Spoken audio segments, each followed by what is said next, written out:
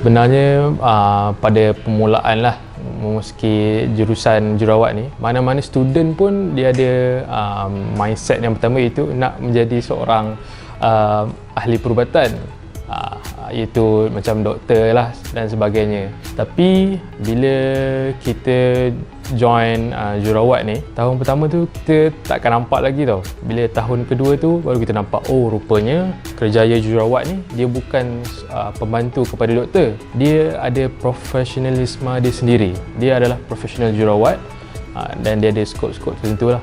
So saya join sebenarnya disebabkan medical punya line lah.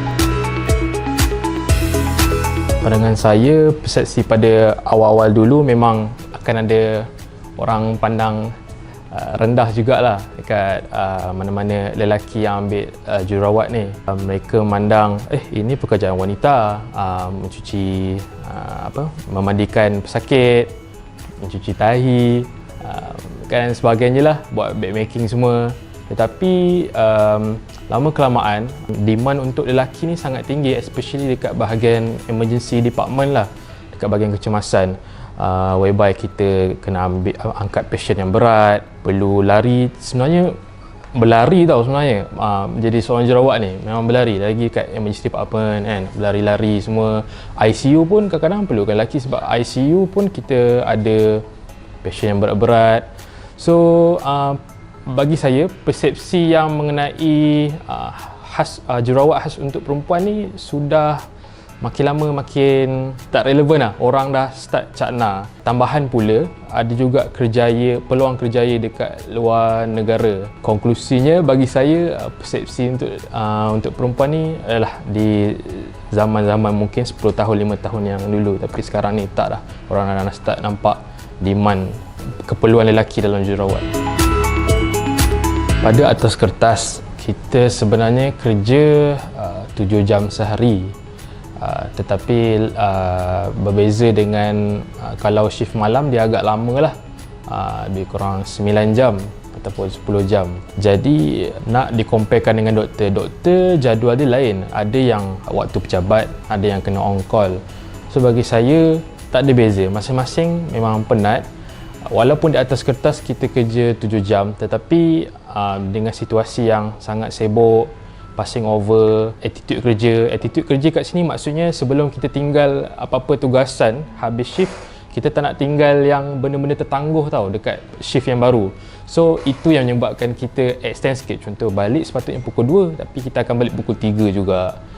Demi keselamatan pasien dan kebajikan kita punya kelik lah. Walaupun waktu kerja tu memang kita akan nampak sebenarnya orang lebih menghargai golongan doktor. Contohnya pesakit, dia lebih tend untuk berterima kasih kepada doktor kan.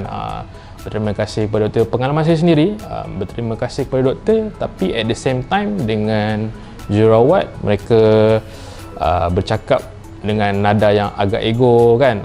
So kita ada nampak juga situasi-situasi berikut macam double standard sikit lah. Tapi mostly alhamdulillah ramai juga yang cakna lah, yang tanpa jurawat pun ubat takkan administer, apa lagi cadar takkan ditukar, proses-proses untuk booking klinik dan spesialis takkan berlaku, booking OT tak akan berlaku. So di sinilah kita nampak fungsi jurawat tau. Doktor hanya order, dia memberitahu apa perlu buat, apa management. Yang nurse ni profesional dia adalah mainly bahagian execution. Dia yang execute apa yang doktor order. Doktor nak x-ray, kita booking pukul berapa, appointment pukul berapa. Ubat, doktor tak bagi tahu tau, nak ubat macam ni nak dilute dengan apa, air apa kan. So ini nurse je yang tahu nak dilute dengan apa, run berapa jam. So mainly about execution lah. So alhamdulillah, panjang saya kerja sebagai jurawat sekarang ni, kita nampak tak seperti dulu lah, tak seperti waktu saya training dulu. Kita nampak sekarang ni doktor makin ramai yang menghargai, dan mereka dah sampai dah faham konsep jurawat tu. Maksud konsep kat sini, mereka tak pandang jurawat ni sebagai pembantu mereka, tapi mereka menganggap kita sebagai kelik lah. Sebenarnya kita menonton especially Dr. Stranger kan dengan Hospital Playlist drama Korea tu, itu pada awal permulaan kita sebagai student lah. So kita suka tengok doktor sebenarnya. Actually suka doktor. Oh, kita cita-cita jadi doktor sebenarnya. Tapi apa yang saya nampak, drama di US ataupun UK dia lebih realistik tau berbanding dengan K-drama ataupun Malay drama berkaitan dengan nurse. Contohnya yang paling realistik adalah US punya drama, maybe dalam Grey's Anatomy kan. So dia menunjukkan situasi yang sebenar. Contohnya patient bila dia datang, yang triage ataupun yang buat assessment dulu adalah jururawat. Jururawat dia memerlukan very deep knowledge in any medical punya knowledge supaya dia boleh dapat gain history patient, apa dia buat, sakit kat mana. Kita nurse ni bila tulis sakit kat mana, kita bukan sebenarnya yang letak sakit kat mana, kiri kanan. Kita kena tahu spesifik orang kata medical abbreviation tu, maksudnya istilah-istilah medical lah. So kita boleh agak lah sebelum sampai kat doktor, kita dah boleh macam tu lah, dah boleh tahu lah exam apa nak buat, ujian apa nak buat, ujian air kencing ke, ujian darah ke. Kalau macam drama US tu, sebelum sampai kat doktor, ujian air kencing dah buat, ECG cek dada dah buat, ujian darah dah buat, doktor tengok, okay, good. And then ada satu masa tu kita cek jantung kan, keluar ECG. Belum sampai kat doktor, nurse tu being able to interpret dah sebenarnya. Dia dah tahu apa nak buat. Doktor, ini sinus rhythm je doktor. Ini doktor, ini ada abnormality ni doktor kan. So dia tahu kenapa awak cakap itu, doktor tanya. Ni awak tengok dekat ni sini. Macam tu. So drama US dia memang sangat realistik. Memang nurse kita tak kisah government ke swasta ke, memang macam tu. Compare to K-drama, kita tengok nurse selalu kena marah kan. Selalu tak nampak, apa orang kata, tak nampak macam knowledgeable sangat, kena ada buat salah sikit dah getar-getar. Tak, nurse kita di Malaysia tak macam tu. Kita memang berani speak up. Bagi saya, mana-mana jururawat, cabaran paling teruk sekali mungkin di awal pekerjaan. Diorang kena adapt dengan new environment, new boss, new colleague. Dia macam ni sebenarnya. Secara teorinya, semua institusi memakai prosedur yang sama. Contohnya, bila buka sterile pad macam ni. Bila nak cek jantung, macam ni. Tetapi yang membuat susahnya, setiap hospital dia ada polisi dengan cara dia orang masing-masing tau. So kita tak boleh salahkan dia orang juga sebab tu hospital dia orang, tu polisi mereka. So mereka berhak meletak polisi macam tu. So kadang-kadang pakai sistem, sekarang ni hospital dah banyak pakai sistem online. Dia orang nak ikut follow Singapore punya style dengan US punya style, which is paperless lah. Memang tak pakai kertas langsung. So kat situ cabaran dia, nak adapt dengan sistem baru. So saya agak terkial-kial lah. Memang kerjaya jururawat, tak kisah jururawat, doktor macam baru housemanship kan. Jururawat ni mula-mula memang kena marah kan, kena tengking pun ada juga. Biasa tu, kita tak ambil hati lah. Kita keras hati. Ini pun tak tahu ke dek? Macam tu lah. Dalam hati memang tak tahu, mana ada tempat lain kan. Tapi tak apa, okey kak, tak apa, saya belajar.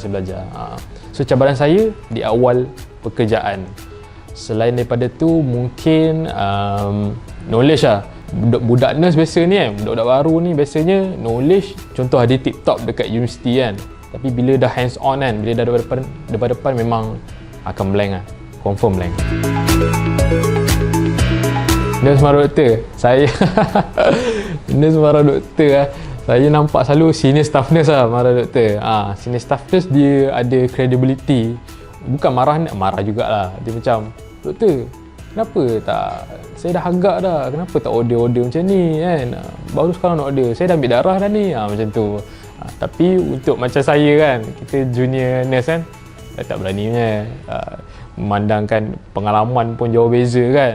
Ada sekali tu nampak senior staff nurse, dia bukan marah lah, dia agak tinggi suara lah. Doktor tu minta ujian darah, orang kata cardiac marker lah kan, macam berkaitan dengan jantung. Lepas tu staff nurse tu tanya lagi, betul ke ni doktor, satu je pecah darah? Ya betul, satu je. Lepas tu dah ambil darah kan, dah cucuk dah patient, tiba-tiba tak lama kemudian doktor minta lagi darah. Lepas tu staff nurse tu apa lagi kan, dia tak adalah menengking, dia cuma tinggikan suara, tegas juga kan saya dah kata tadi macam ni. Sebab dia ada knowledge, and pengalaman, so dia ada credibility untuk argue dengan doktor. So macam tu. Sebab apa nak sekali harung dia ambil darah? Sebab yelah takkan cucuk banyak kali kan, kanan kiri sakit lah patient, nanti kena komplain kan, payah pula. Wah, seram ni night shift kat government lah. Swasta kalau masuk memang macam hotel lah. Dia aisle tu kan, dia punya lorong dia memang macam tak seram langsung. Tapi government kan, ada satu kisah ni tau. Tapi bukan kisah nurse lah, kita orang punya macam kenalan. Dia houseman, dia HO, doktor muda lah. Waktu tu pukul 3 pagi tau. 3 pagi, tiba patient panggil. Dik, kaki saya kenapa ada orang ni kan isap-isap jari kaki saya kan. Lepas tu HO pun tengok lah, mana ada siapa kecil kan, ni ada ni orang rambut panjang ni. Sudah macam tu lah di government hospital lama. Macam-macam lah, kita ada kena rasuk lah, kita ada orang pakcik, biasanya pakcik lah, tak tahu je halusinasi ke apa kan, dia kata ada orang gigit kaki dia lah, macam ambil darah lah, macam tu lah kan. Ada panjat nampak orang kat ceiling lah, itu kenalan lah. Tapi untuk saya bunyi-bunyi ni kot, bunyi-bunyi tangisan-tangisan macam tu lah. Dia kalau kat government ni kan, kalau kita lagi kat tingkat atas, pukul 3 pagi tu, kalau kita jaga seseorang tu, memang wah, tiba-tiba ada tiba-tiba kan, ada orang tegur-tegur ke, tapi buat tak tahulah. Kita bukan tak percaya tau, kita cuma tak endah. Paling obvious sekali yang tuan tanya tadi, yang pasal K-drama dengan US drama tu. Orang expect kita ikut kan, ikut doktor, tangan kat depan, tunduk-tunduk macam tu kan, kita follow je arahan doktor. Tak, sebenarnya apa yang sebenar-benarnya adalah kita pun ada knowledge yang sangat deep dalam medical punya field, and then kita execute apa yang doktor order. At the same time kita suggest doktor juga sebenarnya, kita suggest, kita pun sama-sama interpret dengan doktor apa nak dibuat. Itu realiti sebenar. Berbanding dengan persepsi orang hanyalah doktor, apa tadi doktor? Okey. Sorry doktor. Tak ada. Kita tegak, doktor tadi tengok ECG macam ni. Macam tu.